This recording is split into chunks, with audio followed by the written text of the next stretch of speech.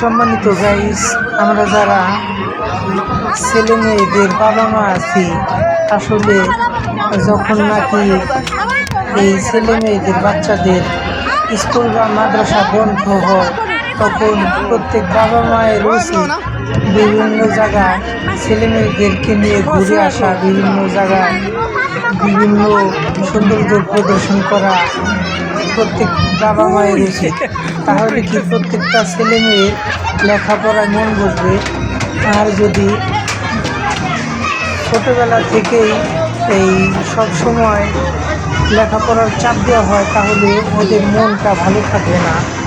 আর এদিক সেদিক যদি না যাইতে দেওয়া হয়, ঘুরে বেড়াইতে নিয়ে না যাওয়া হয়, তাহলে ওদের মন লেখাপড়ায় বসবে না।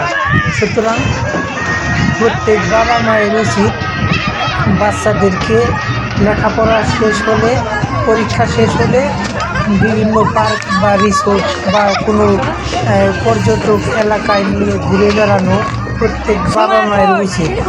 সকলেই ধন্যবাদ। আমার ভিডিওটি ভালো লাগলে লাইক করবেন, কমেন্ট করবেন এবং শেয়ার করবেন এবং সকলে ফলো দিয়ে পাশে থাকবেন।